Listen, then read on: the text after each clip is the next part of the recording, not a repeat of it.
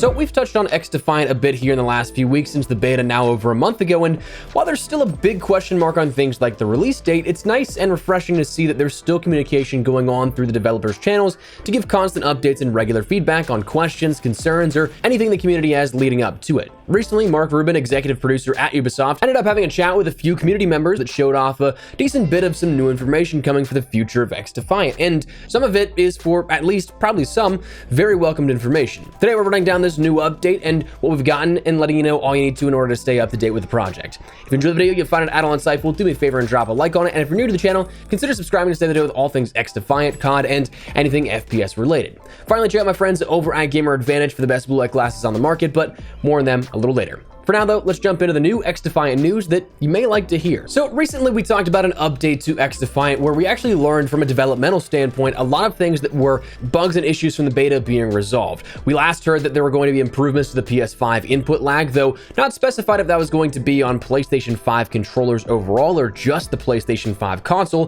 Personally, I noticed a lot of input delay on PC with the PS5 controller, so fingers crossed that that is kind of tackling both of those. But anyways, we also saw improvements to the netcode, improvements to the server stability, all things that I think are absolutely welcome and much needed. But the other day, Mark Rubin was talking with players, answering questions, and the question of a battle royale came up for XDefiant, if there would be one ever in the future for XDefiant. Now, while not explicitly taking it off the table, it seems like, at least for the very foreseeable future here, unless something drastic changes, it's probably not going to include one. Mark Rubin replied, "Just to be clear, I don't dislike BRs. I just feel there's a lesson that can be learned from other games that try to do both and end up sacrificing the quality of both. We want to focus on our 6v6 arcade arena experience and not let people feel neglected because we are trying to do too much." And that, honestly, I think that's like a really well-handled explanation for the question while also answering it fully. While Battle Royales dominated the market the last few years, an insight ahead of time seems to be that if you're investing into it right now, it might be too little too late, but fundamentally that's just a clear, concise, and logical answer. And that's coming from someone who's played BR since the earliest inceptions of things like Arma 2 mods. Now, would I want a BR in XDefiant? Honestly, I kind of found it refreshing not to have this sort of tether to the idea of a BR, but if it were to ever come, I wouldn't be upset, but I fully recognize that that actually has a lot of weight behind that statement. Fundamentally, there's nothing wrong with BRs if you like them. Good, happy for you if you do.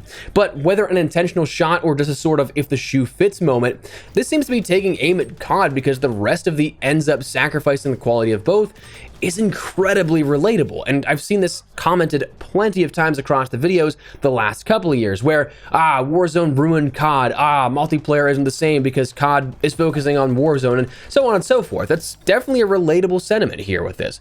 COD is unfortunately in this impossible position where they have to continuously scale, continuously make more and more money. That's just the business side reality of it post-popularity era of the classic games. That's not subjective, that's just a matter of fact that the suits and shareholders are going to push every envelope to make it more profitable.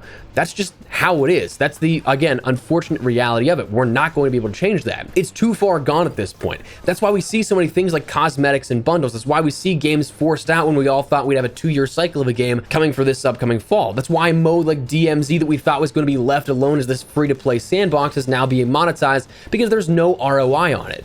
But COD forced itself into being too big where it has to try and accommodate something for literally everyone. And sure, monetarily, maybe that may be nice to the suits and shareholders, but the product, I'm sure that you have seen it, it suffers. I mean, look at the 6v6 support the last 2 games. Vanguard, we got 2 maps a season, and Modern Warfare 2 is barely any better than that, and it doesn't have the exclusive limited dev time like Sledgehammer probably could chalk it up to because apparently they had to jump right into making this year's air quote Modern Warfare 3, going straight from shipping Vanguard, a game that they had to kind of cobble together after being kicked off of the Raven and Sledgehammer co-headed project that was a Cold War game before Treyarch came in. But okay, I'm getting ahead of myself here at that. You can see that we don't have a ton of support because we have so much stuff being spread thin across everything else. I mean, even Warzone 2.0 really, it's not a favorable game for sure, but the updates are few and far in between.